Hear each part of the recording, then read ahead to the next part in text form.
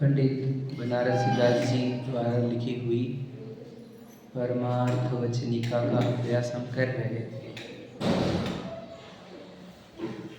इसमें सर्वप्रथम इसका नाम परमार्थ वचनिका क्यों कहा गया? यह परमार्थ शब्द क्या बता रहा है? परम सर्वोत्कृष्ट अर्थ मतलब पदार्थ, वस्तु,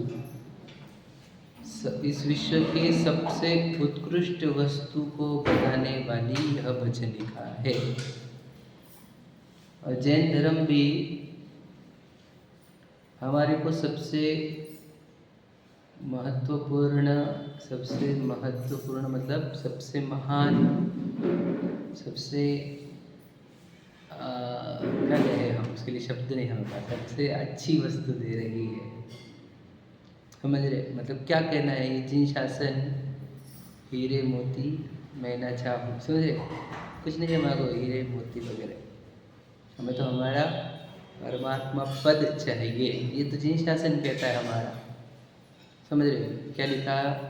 मिट गयो तिमिर मिथ्यात मेरो, उदय रवि आतम भयो, मोर हर्ष ऐसो भयो, बोलो। रंग यानी कौन? भिखारी। उसको क्या मिला? चिंतामणि रत्न। कहाँ है वो? पारस बाबा है ना। चिंतामणि बाबा, पारस बाबा वो नहीं, इधर है चिंतामणि रत्न, समझ रहे? चैतन्य चिंतामणि ये नाम का ग्रंथ भी है, सुना आपने? तो ये चिंतामणि रत्न तो इधर है, समझ रहे? जिन मंदिर में श्री जिनराज, तन मंदिर में चेतन राज।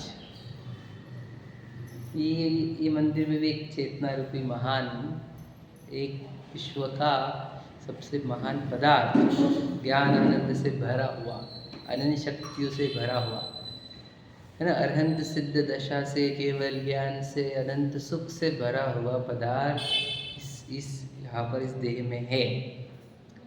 इसकी खबर कराने के लिए ही ये जिन शासन है। वो समूह शरण, वो अंतर्मुख मुद्रा, वो ध्यान करते हुए मुनिराज, शिखर जी, अजी पर्वत, सब इशारा उस परमार्थ की ओर कर रहे हैं। इस जिन शासन में आकर अगर हम परमार्थ यानी उस आत्म महान वस्तु से अपरिचित रह गए तो हमने इस पूरे जिन शासन को व्यर्थ कर दिया। जो परमार्थ बता रहा हो उसमें परमार्थ नहीं देखना, परमार्थ को ही निश्चय नहीं भी कहते, समझ में आया? परमार्थ को कहने वाला द्रव्यार्थिक नहीं भी होता है। जो उस परम अर्थ को बताए वो पारमार्थिक नहीं है, जो परम अर्थ को बताए वो द्रव्य नहीं है, वो शुद्ध नहीं है, समझ में? ये नाम है उसके। क्या कहा? बोलो। शुद्ध नहीं कहा, परमार्थ नहीं, समझ में क्या? नहीं, इसको शुद्ध नहीं कहा, परमार्थ निश्चय नहीं कहेंगे, समझ में? द्रव्यार्थिक नहीं कहेंगे, परम शुद्ध निश्चय नहीं कहेंगे। ये क्या बता रहे हैं? ये सब उस परम वस्तु को बता रहे हैं, उस परम पदार्थ को बता रहे हैं, परमार्थ को बता रहे हैं, समझ में? ये और ये नहीं है वस्तु इतनी महान है, ये गजब की, मतलब इससे महान कोई वस्तु देखी नहीं हमने इस विश्व में। समय का अर्थ है छह द्रव्य, समझ में आया कि नहीं? छह द्रव्य को समय कहते, लेकिन समय सार इसमें कौन है? वो चेतन द्रव्य। आकाश द्रव्य भी गजब का है, पूरा विस्तारित है, लेकिन चेतना नहीं है। काल द्रव्य भी गजब का है। देखो तुम एक से एक द्रव्य है, छह द्रव्य में, लेकिन जानना वस्तु की होने वाली क्वालिटी वो सिर्फ जी द्रव्य में, इसलिए समय का सार है। उसको भी ज्ञान के लिए और सुख के लिए किसी और की जरूरत नहीं पड़ती, ना आकाश की, न काल की, न धर्म की, न पुद्गलों की, समझे क्या नहीं? इसीलिए वो इतना महान पदार्थ है, अनादि अनंत है, अनंत गुणों संपन्न है, असंख्यात प्रदेशी है, पर की अपेक्षा रहित है, निरपेक्ष है, परिपूर्ण है, मंगलकारी है, उत्तम है, शरण है, समझ में आएगी नहीं? ऐसा वो चैतन्य तत्व परमार्थ है, परम वस्तु है। और इस जिन शासन में आकर अगर किसको इसकी रुचि नहीं लगी, किसको इसका ज्ञान नहीं हुआ, कोई इसमें रम नहीं रहा तो वो जिन शासन को समझा नहीं है। याद रखना, जिन शासन के नाम पर जिनेंद्र भगवान की प्रतिमा पूजन, स्वाध्याय, फिर दान, तीर्थ क्षेत्र की वंदना और क्या, फिर ये भक्तामर, ये वो, ये सब अगर परमार्थ जाने बिना, परम वस्तु जाने बिना ये सब है तो ये व्यवहार में भी नहीं आते। अभी व्यवहार क्या है, व्यवहार की चर्चा हम कर ही रहे हैं। अब वस्तु इतनी महान होते हुए भी, इतने महान वस्तुओं की अनंत अवस्था है दुनिया में। कितनी अवस्था है? अनंत सिद्धों को छोड़ दो या फिर सिद्धों को छोड़ दो, बाकी जीवों की अवस्था देखो तो इतनी अवस्था है अनंती। अब इन अनंत अवस्था को 3 में विभाजित करके बता दिया कि एक तो अशुद्ध अवस्था वाले, एकदम गंदे, जो भीख मांगते हैं कर्मों से, पुद्गलों से आदि, और एक मिश्र अवस्था वाले हैं जो भीख मांगना बंद कर रहे हैं, जस्ट खत्म ही कर रहे हैं, और एक बंद कर चुके हैं। ऐसे 3 अवस्था की चर्चा हमने की। अब इन 3 अवस्था वालों को जिन शासन देता है व्यवहार। व्यवहार जो होता है वो काय के लिए रहता है? बोलो, मैं बताऊं आपको। बोलो, काय के लिए रहता है? परमार्थ के लिए। सुना आपने? ये बताइए, सुनिए अपने। तो परमार्थ मतलब व्यवहार काय के लिए है? परमार्थ की पहुंचाने वाला, परमार्थ तक जो पहुंचा है वही व्यवहार होता है। मैं क्या बताऊँ आपको, ये सिखाते सिखाते मैं क्या क्या सीख जाता हूँ मेरा कितना भला हो रहा है मैं जानता हूँ भैया, आपका तो पता नहीं, आप आपका करो।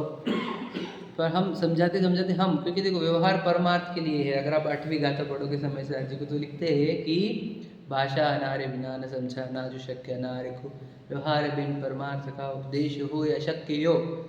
परमार्थ बताना है हमारे को सबको कि वो परम अर्थ है, लेकिन उसको व्यवहार के बिना नहीं समझाया जा सकता। क्या करें? अशक्य है। आचार्य कुंद कुंद कह रहे हैं कि व्यवहार बिना नहीं समझा सकते परमार्थ को। 8वीं गाथा स्पेशल डेडिकेटेड टू व्यवहार नहीं। वही 11वीं गाथा में कहते व्यवहार ने भूतार्थ दर्शी, शुद्ध ने भूतार्थ है, भूतार्थ की ही शरण ग्रह, यह आत्मा सम्यक लहे। समझ रहे क्या कहे हम? आचार्य कुंद कुंद की कृपा हमारे ऊपर कैसी पड़ी, कैसे हम यहाँ तक क्या क्या सीख गए उनसे। तो कहना यह है कि जो परम वस्तु है, जो परम पदार्थ है, विश्व का एकदम गजब का पदार्थ है, जो एक चैतन्य हीरा है, उस हीरे को उसकी दशा इतनी बेकार हो गई है, इतनी गंदी हो गई है, उस दशा से उसको अपने वस्तु तक पहुंचाना, उसको अपने महान पदार्थ को दिखाना है। तो उसको दिखाने के लिए जिन शासन व्यवहार का प्रयोग करता है। व्यवहार बिना परमार्थ तक कोई पहुंचता नहीं है। तो व्यवहार 3 प्रकार के दे दिए फिर, एक अशुद्ध व्यवहार, एक मिश्र व्यवहार, एक शुद्ध व्यवहार। ये किसको? जैसी जिसकी दशा है उसको वो व्यवहार। तो सबसे पहले कौन सा व्यवहार दिया? अशुद्ध व्यवहार। क्या किया उसमें?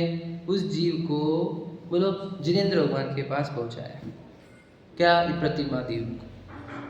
बताओ कौन सी प्रतिमा? जो परमार्थ को बताए। समझ में? वो गुरु दिए। कौन से? जो परमार्थ का आराधन कर रहे हैं। और वो शास्त्र दिए जो परमार्थ की ही चर्चा करते हैं। समझ में आया कि नहीं? ऐसी जगह भेजा जो परमार्थ से कनेक्टेड है। समझे कि नहीं? ऐसी जगह नहीं भेजा जो परमार्थ से विमुख है। जो परमार्थ से विमुख है उनको ही कुगुरु, कुदेव और कुधर्म कहा गया। जो परमार्थ से विमुख है, जो परमार्थ की नहीं लौकिक चर्चा करते हैं, जो परमार्थ में लगे हुए नहीं है, मिट्टी में लगे हुए हैं, जो परमार्थ में नहीं मिट्टी में रुचिवंत है, राग वाले हैं, उनको कुदेव, कुगुरु, कुधर्म कह दिया गया। और जो परमार्थ में लगे हुए हैं, परमार्थ में लगे हुए होने से परमार्थ का उपदेश देते हैं, परमार्थ में लगाते हैं, वे सच्चे देव शास्त्र गुरु कहे जाते। समझा क्या? जिनके पास आया हमने, अशुद्ध व्यवहार में भी छुपा हुआ क्या है? बोलो, परमार्थ है या नहीं? व्यवहार है ही नहीं यदि उसके अंदर परमार्थ छुपा हुआ ना हो। सोचो परमार्थ नहीं हो और देव शास्त्र गुरु की आराधना हो, तो हम देख ही रहे कितने लोग जिनको परमार्थ पता नहीं है और देव शास्त्र गुरु में लगे हुए। इसलिए ना ये देव और वो देव में डिवाइडेशन कर ही नहीं पाते। कुदेव कुगुरु में, समझ में आया कि नहीं? सुदेव कुदेव में, सुगुरु कुगुरु में, सुधर्म कुधर्म में विभाजन ही नहीं कर पाते। किसी को भी सिर टेको, क्या फर्क पड़ता है? हमारे तो भाव अच्छे, हमारे तो भाव अच्छे, तुझे पता थोड़ी भाव काय के अच्छे रहते। समझे क्या कहा? बात क्या चल रही है हमारी कि वो व्यवहार जिसमें परमार्थ ना हो उसको व्यवहार संज्ञा भी नहीं दी जाती है। समझ में आ रहा है ना? बहुत गहरी बात है। तो व्यवहार, अशुद्ध व्यवहार में देव शास्त्र गुरु के पास लाया गया। देव शास्त्र गुरु क्या? देव को परमार्थ में लगे हुए, गुरु को परमार्थ की आराधना करते हुए, और शास्त्र जो परमार्थ की बात करे। परमार्थ का अर्थ क्या? परमार्थ का अर्थ क्या? निश्चय नहीं, हाँ, उत्कृष्ट वस्तु कौन सी? ये इधर जो है वो चैतन्य हीरा। वापस गड़बड़ मत कर लेना। निश्चय नहीं, परमार्थ नहीं है। परमार्थ को बताने वाला निश्चय नहीं है। समझे क्या कहा? लाइन समझी? सूक्ष्मता समझी क्या लाइन की? निश्चय नहीं, परमार्थ नहीं है, परमार्थ को बताने वाला निश्चय है। और जो निश्चय ने क्यों लेकर आता है वो व्यवहार होता है। मैंने तो कुछ अलग बताई, कुछ और गहरी बात बताई, उससे भी गहरी बताई, समझने की कोशिश कर। क्या कहा? तो परमार्थ बताने वाला व्यवहार होता है। व्यवहार हमारे को, अशुद्ध व्यवहार में क्या किया जाता है? उस परमार्थ की ओर लेकर जाया जाता है। परमार्थ की ओर लेकर जाने की विधि ही व्यवहार होती है। जो व्यवहार परमार्थ की ओर एंड नहीं होता वो व्यवहार नहीं, वो व्यवहाराभास है। समझ में आया? व्यवहाराभास क्या होता है?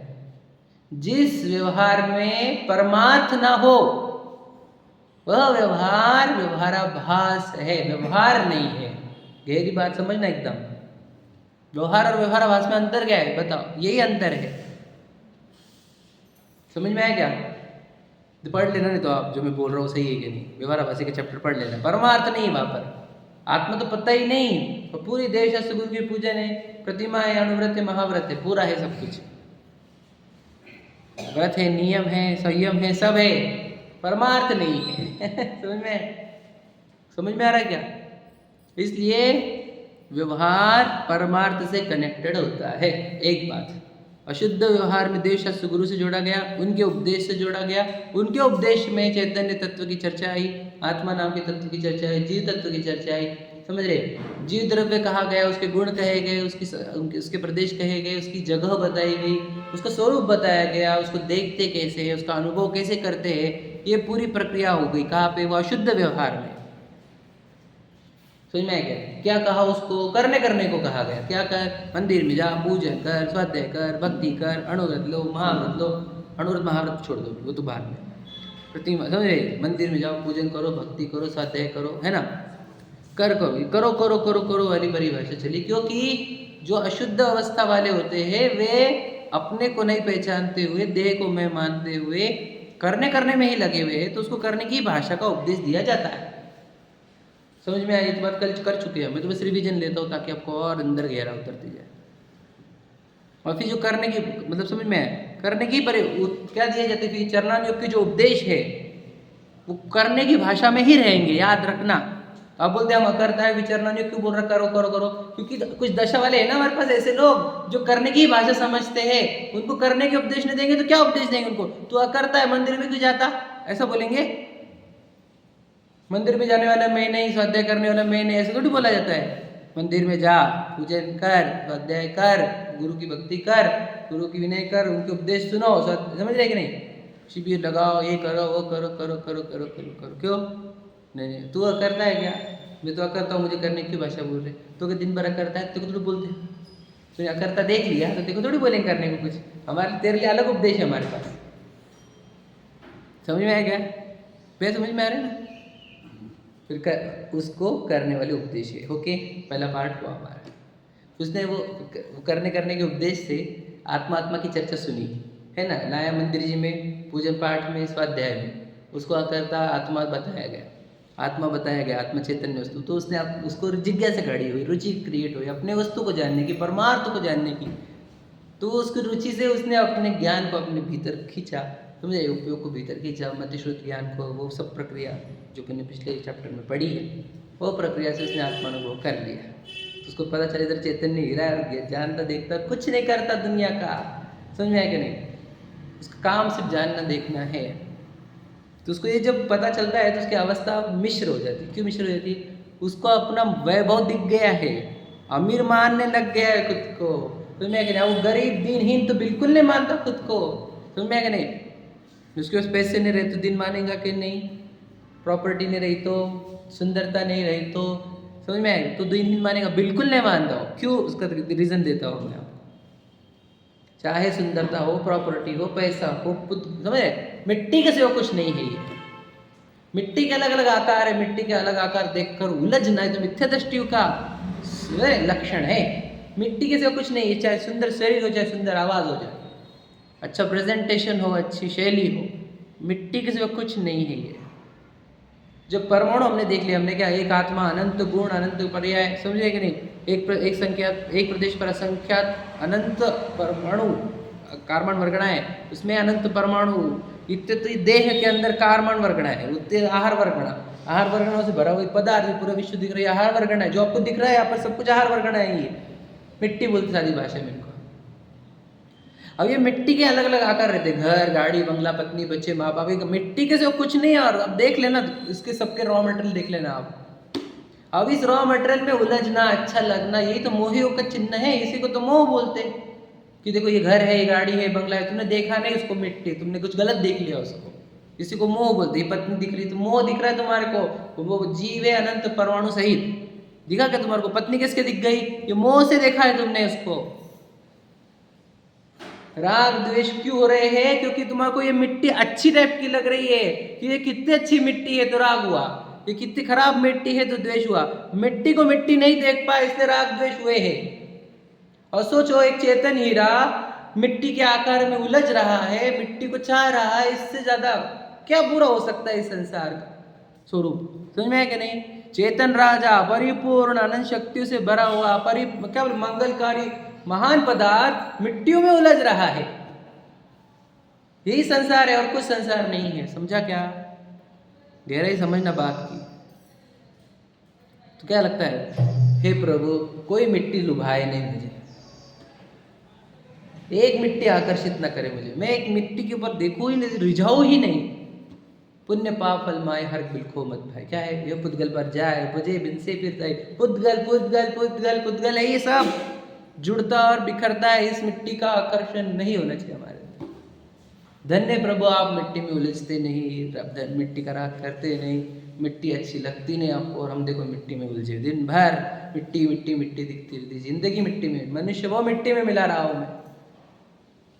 ये भावना होती है हमारी भगवान जी के सामने समक्ष, ये भावना भाते हैं कि प्रभु ये मिट्टी का आकर्षण टूटे।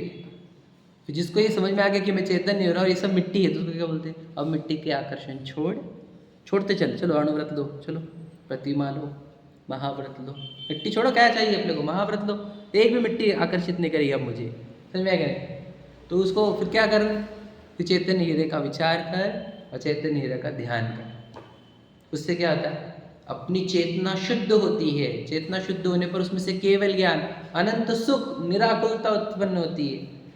तो उस चेतना का, उस अपने चैतन्य हीरे का बोलो विचार कर और उसका ध्यान कर। उसके लिए उसको अणुव्रत आदि के बोलो आचरण दिए, व्यवहार दिए गए। फिर मैं वो मिश्र व्यवहार आया, महाव्रत तक मिश्र व्यवहार मुनिराज। समझ में आया? वो क्यों रहता है अणुव्रत महाव्रत? समझ में आया? वो दुखदायक है कि सुखदायक है? बताओ भला, मैं आपको बताऊँ क्या दुखदायक होता है? मिट्टी देखते नहीं आना, फिर उसमें आकर्षित होना और इच्छा से तड़पना, वो दुखदायक होता है। मिट्टी जानकर उधर का आकर्षण टूट जाना, तड़पना बंद होना, वो कितना आनंदमय कार्य है। समझा क्या? मिस मत करो एक भी शब्द। क्या कहा? दुखदायक तड़पाने वाला काम कौन सा होता है? मिट्टी नहीं देख पाना, उसके आकारों में उलझ जाना और उसकी इच्छा कर करके तड़पना, वो दुखदायक है। और मिट्टी देख लेना, उसमें कुछ भी भारी नहीं है, ये समझ में आना, और फिर उधर का अट्रैक्शन टूटना और इधर अपने जो महान वस्तु है वो दिखना, ये कितना आनंदमय है बताओ। इसलिए अनुव्रत, प्रतिमा, महाव्रत आनंदमय कार्य है। लेकिन ये किसको समझ में आते हैं? जिसको परमार्थ दिखा हो उसको ही। नहीं तो याद रखना, जो अनुव्रत महाव्रत हम देखते हैं वो बोलते देखो हमारा कितना टेंशन है, हम कितना कठिनाई से पालन कर रहे हैं, मतलब समझा ही नहीं, दुख आया ही नहीं, दुख ही दुख है बस, क्योंकि परमार्थ दिखा नहीं है। परमार्थ दिखने पर आनंद ही आनंद है। परमार्थ नहीं दिखने पर एक छोटा सा व्रत कितना दुखता है, आप अच्छे से परिचित होंगे कि एक नियम भी कितना कठिन पड़ता है। कब एक दिन होता, कब वो खत्म होता। मेरा 1 महीना बचा, मेरे 2 महीने बचे, समझ में कि नहीं? हमारी इतनी छूट है, उतनी छूट है, और फिर छूट में भी याद आती रहती है। मतलब ये कितना दुखदायक है। परमार्थ नहीं पता होने पर एक नियम इतना दुख देता है, तो महाव्रत लेकर बैठोगे इतने दुखी हो जाओगे। समझ पा रहे क्या क्या कह रहा हूँ मैं?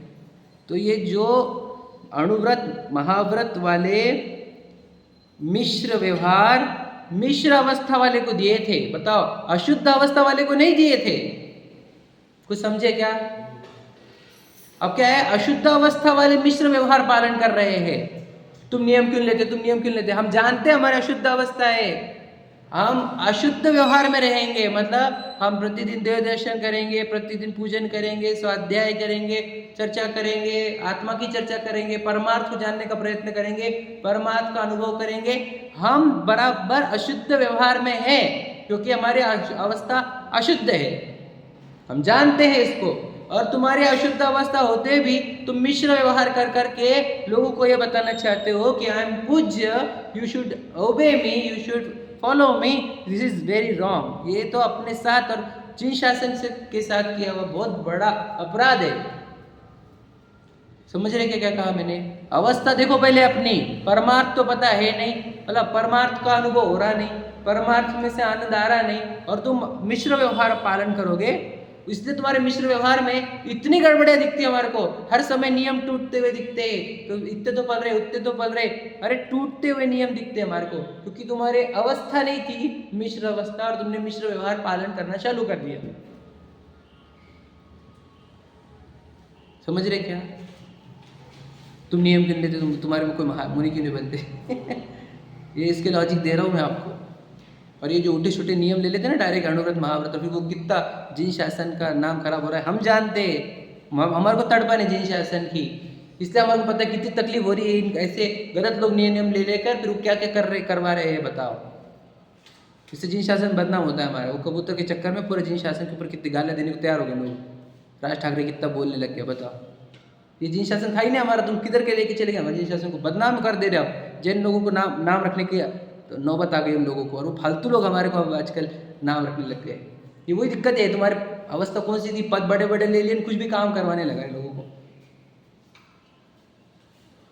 समझ में आएगा नहीं? बड़े बड़े पद ले लो मिश्र व्यवहार के नाम पर, अवस्था देखी तो इतनी दयनीय, परमार्थ पता नहीं। समझे क्या? मैं समझ रहे क्या कुछ बोल रहा हूँ मैं? हाँ, क्योंकि अवस्था एकदम कमजोर। और व्यवहार कौन सा वापर रहे हो तुम? मिश्र व्यवहार। अवस्था कौन सी थी? अशुद्ध अवस्था। व्यवहार कौन सा वापर रहे? मिश्र व्यवहार। इसलिए तुम ना तुम बताओ, ना तुम अशुद्ध व्यवहार के रहे, ना तुम मिश्र व्यवहार के रहे, कहीं के नहीं रहे, तुम दोनों तरफ से गए। इसलिए एटलीस्ट जिसने अशुद्ध व्यवस्था पहचान कर अशुद्ध व्यवहार में रह रहा है ना, वो तो भी इंप्रूव होगा एक दिन। वो एटलीस्ट खुद को ऊंची अवस्था, ऊंचा व्यवहार दे रहा नहीं रहा, कुछ दूसरों से पुजवा नहीं रहा, अपनी अवस्था सुधार रहा है। यदि कोई सुधार रहा है तो की बात कर रहा हूँ। याद रखना।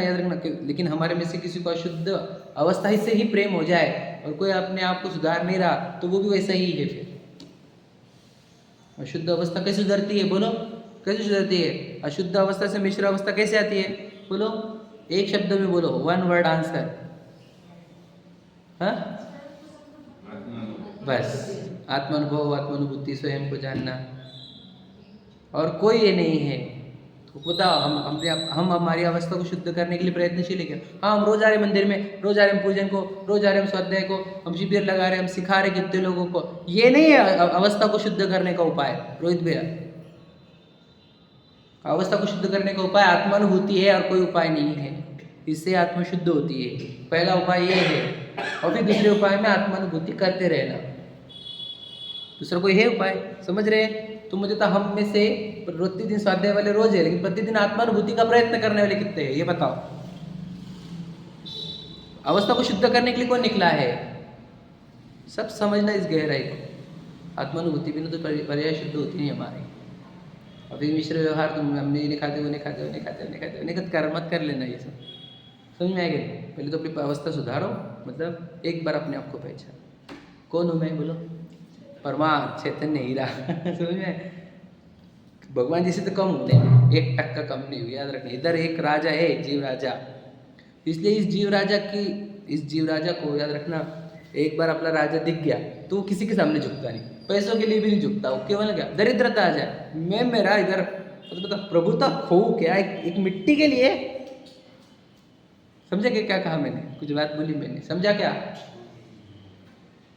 मिट्टी के लिए मैं अपनी प्रभुता खो जा भैया। इधर भगवान बैठा है मेरा, समझा क्या नहीं? कि भगवान समझ में आ गया। इसलिए आत्मसम्मान के ऊपर कुछ नहीं, कुछ भी नहीं। गर्दन कट जाए हमारी, समझ में आ गया नहीं? हम झुकेंगे तो वितरागी के सामने बस, बाकी तो तुम दुनिया लगा लो, हम ताकत लगा लो, हम झुकेंगे नहीं किसी के सामने, बिल्कुल नहीं। ये भगवान है इधर, ये भगवान किधर भी झुकता नहीं फालतू में। वो तब झुकता था जब उसको पता नहीं था वो कौन है। समझ में आएगा नहीं? तब वो किधर उधर झुकता था। आज नहीं झुकेगा वो झुकेगा तो सिर्फ भगवान जी के सामने। समझ रहे क्या नहीं? वीतरागी के सामने, चैतन्य हीरा बताने वाले, जो मुझे जो चैतन्य हीरा बताया मेरा, ये बस उनके सामने झुकेगा। यार किसी के सामने झुकेगा नहीं चैतन्य हीरा मेरा, समझे क्या नहीं? ये मिट्टियों के चक्कर में, रागी द्वेषी के, मोहियों के सामने झुकेगा नहीं।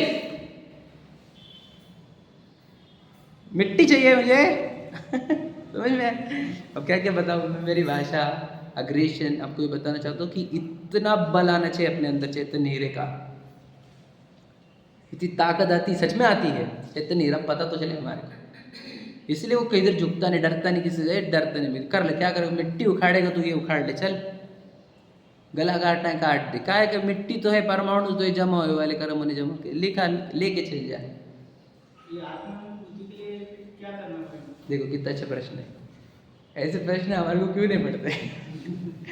क्योंकि हम रोज सुनते। समझ में आया? दिक्कत क्या हो गई हमारे को? किसी ने पूछा नहीं ये प्रश्न हमारे को आज तक। समझ में आया क्या? और वो भी इतने रुचि से। ठीक है, पूछ भी लिया। तो भैया आत्मानुभूति के लिए क्या करते हैं बताता हूँ आपको। पहले थोड़ा स्वाध्याय करना पड़ता है। इसमें आत्मा के बारे में डिटेल्स बताई जाती है। देखो, इन्फॉर्मेशन दी जाती है, इसमें है जिनमानी की इन्फॉर्मेशन को नॉलेज में कन्वर्ट करते हैं। नॉलेज मतलब क्या? अब उस जिसको सुना है आपने, उसको उसके बारे में विचार करने लग जाओ, इसको बोलते हैं नॉलेज। और विचार करके उसको अंदर देख लेना, रिकॉग्नाइजिंग, विजडम।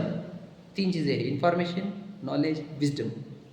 तो जब उसको जिसके बारे में पढ़ा था, जिसके बारे में विचार किया, उसको प्रत्यक्ष देख लेना। अंदर है वो वैसा की वैसा। याद रखना, हमारे भगवान जी की तरह की वो झूठ बोलेंगे नहीं। मुझे राज सत्य महाव्रती है, वो झूठ बोलेंगे नहीं। इस बात का विश्वास कर लेना कि ये झूठ तो बोलेंगे नहीं। ये जो आत्मा बता रहे हैं, जो वस्तु के बारे में बोल रहे हैं, वो वस्तु यहाँ पर है, तभी तो बोला जा रहा है।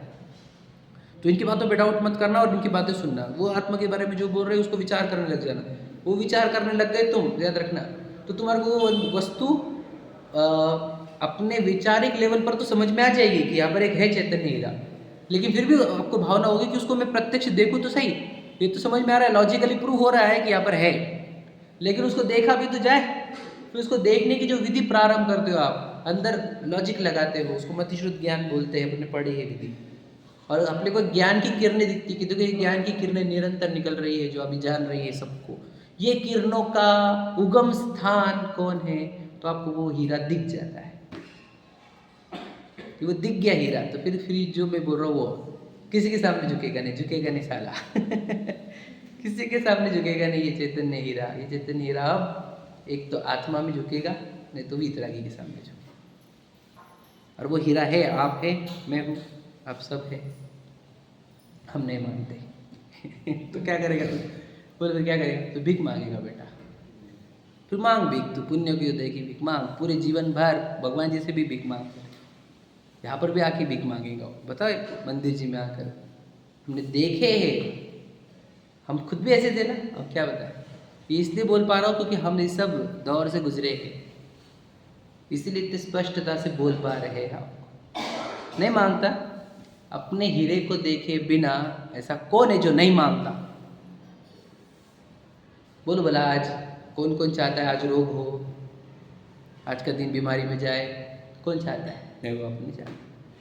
तो ये मांगना हुआ पुण्योदय को, बोलो कि आज के दिन निरोगता दे। हाँ या नहीं? ये मांगना ही हुआ। यानी कुछ भी कर तो शरीर के साथ मुझे कुछ फर्क नहीं पड़ता, ऐसे स्टेट में है हम नहीं, मतलब मांग रहे हैं। समझ में आए? जो अपने को चैतन्य हीरा मानेंगे नहीं, वे भीख मांगेंगे पुण्योदय से। कन्वीनियंस, समझे क्या बोलते हैं उसको? अनुकूलता।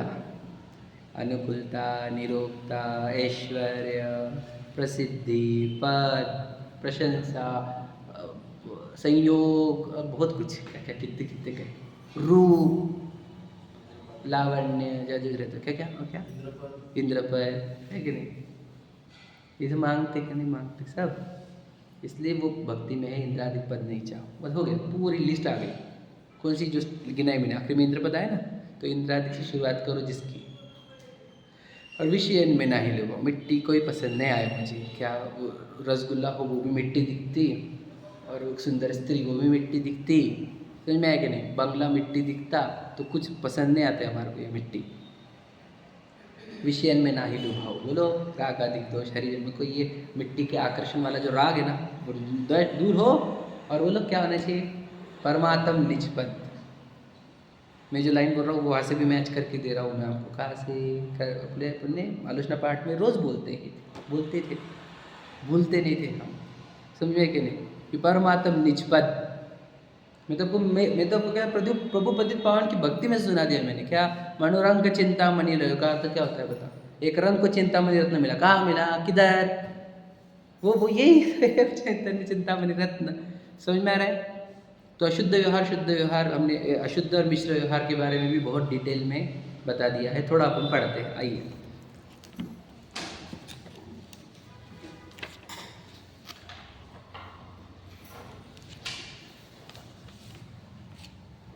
अपन ने कुछ पढ़ा था 351 पर, नीचे से दूसरा पैराग्राफ समझो आप, मतलब 6वीं लाइन।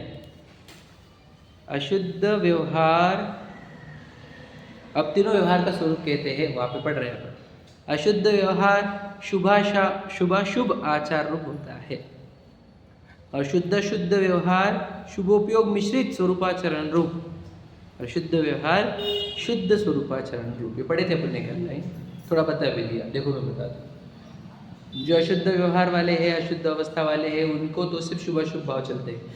समझ में आए? ये बात बताई थे अपने, सही है नहीं? और जो मिश्र व्यवहार वाले हैं, तो मिश्र का अर्थ क्या होता है? मिक्सिंग किसकी? शुभ और शुद्ध की। याद रखना, यहाँ पर क्या क्या लिखा है? शुद्ध अशुद्ध व्यवहार, समझे? और क्या? शुभोपयोग मिश्रित स्वरूपाचरण। समझा क्या लाइन क्या है? जिसमें स्वरूपाचरण में शुभोपयोग मिश्रित हो, तो कौन से गुण स्थान में? चौथे में, 5वें में, 6वें में, 7वें में, 8वें में, 9वें में, 10वें में शुभोपयोग मिश्रित स्वरूपाचरण है। समझा क्या कुछ? स्वरूपाचरण तो है, आत्मा में मग्नता है, लेकिन बात साइड में साथ में शुभराग भी है। जिस समय आत्मानुभूति होती है उस समय शुभराग है या नहीं है, ये प्रश्न है रोहित भैया। बोलो आकाश भाई, उत्तर देना, बोलो। जब जिस समय आत्मानुभूति है उस समय राग है या नहीं है?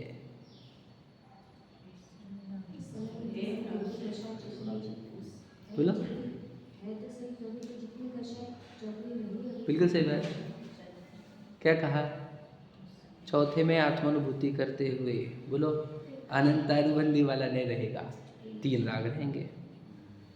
5वें गुण स्थान वाले को 2 राग रहेंगे, 6वें गुण स्थान वाले को भी 2 राग रहेंगे, समझेंगे? 7वें वाले को 1 रहेगा, 10वें तक 1 रहेगा। स्वरूपाचरण के साथ चलने वाला राग, समझ में आएगा?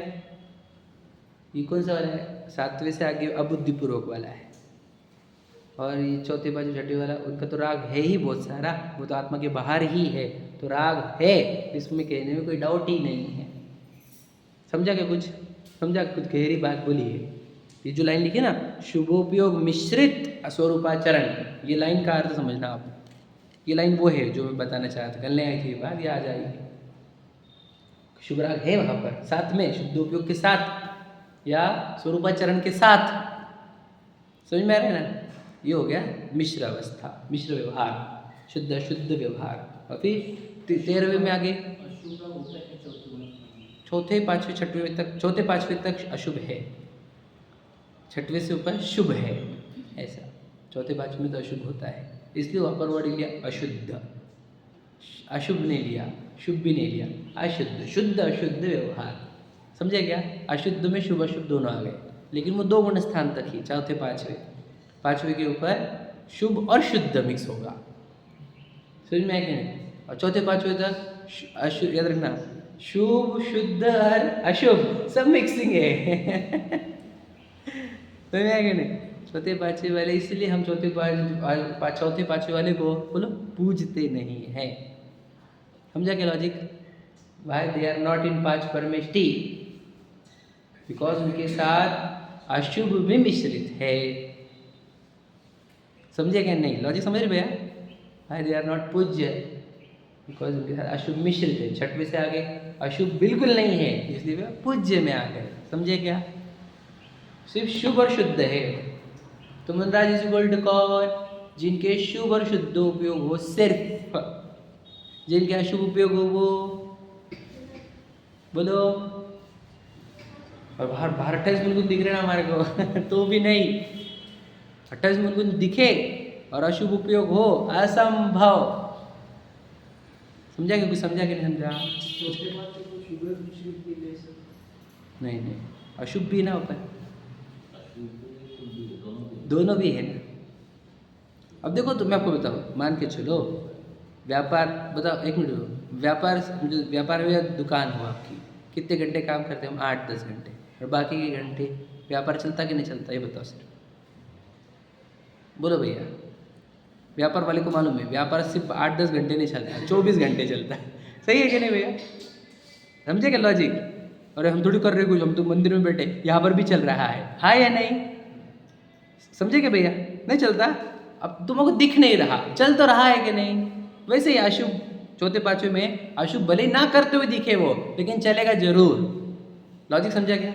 ये दृष्टांत याद रखना जो मैं बता। चौथे पांचवें में भले ही वो मंदिर में दिखे, आत्मानुभूति में भी दिखे। समझे क्या?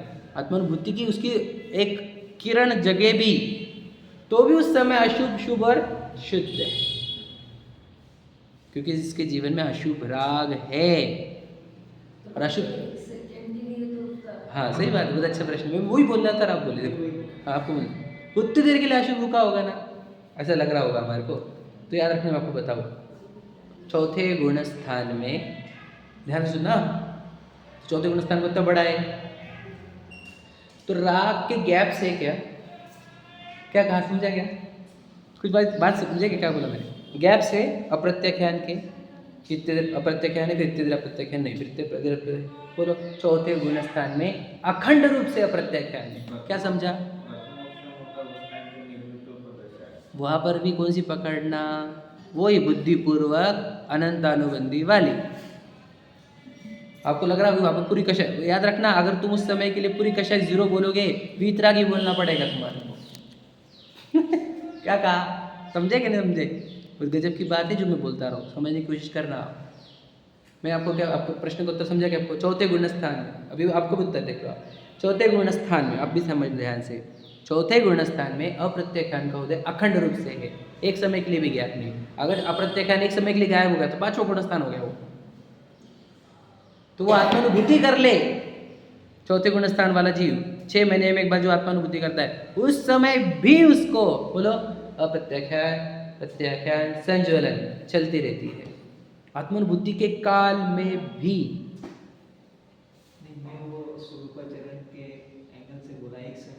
बात सही है आपको। अरे अब दोनों के, अरे मैं भी बताओ कि मैं भी सिखाते सिखाते समझाऊँ ये बात।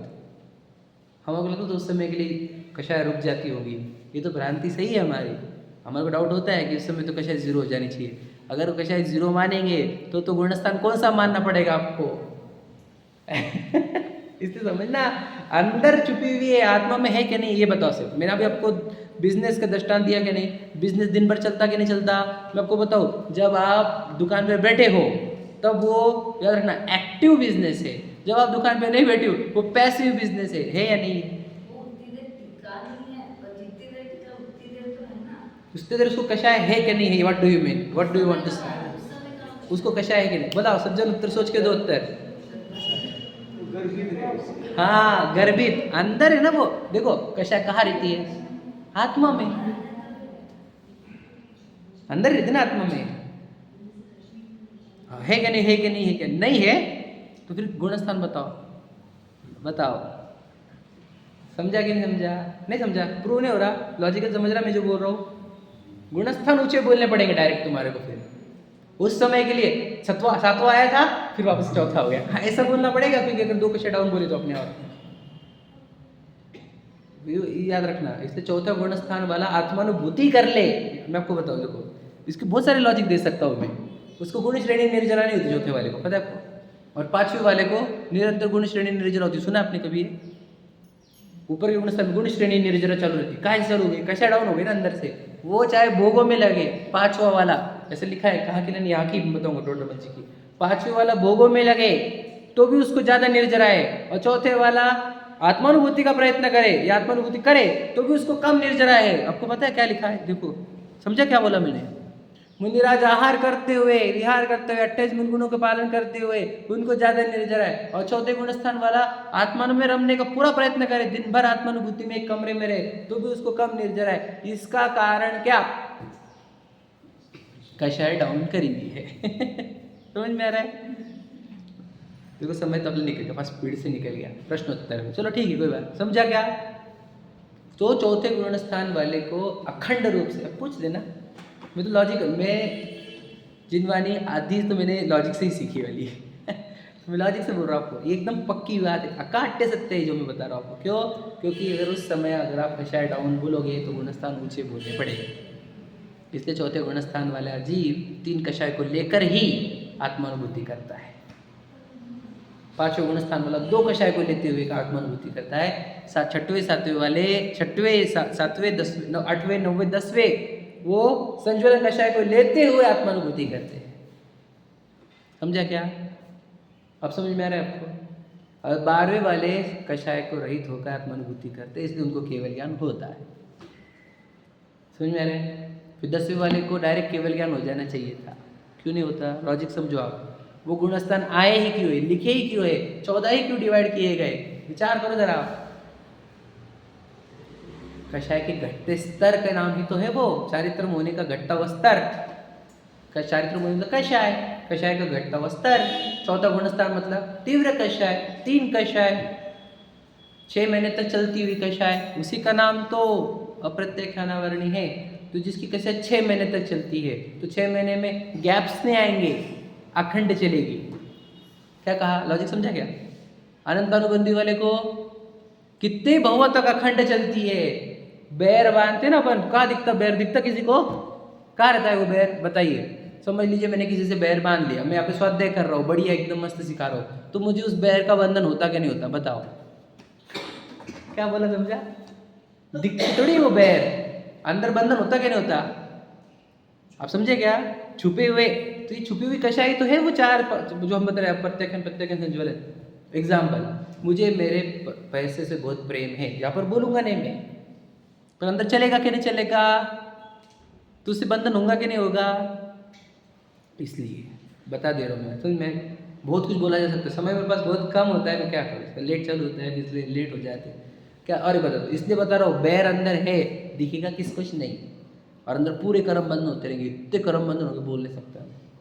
मंदिर में आकर जिनवानी पढ़कर अगर हमारे मन में किसी की भी प्रति बैर, मैं आपको बताऊँ, हमारे से ज़्यादा दुष्ट व्यक्ति कोई नहीं।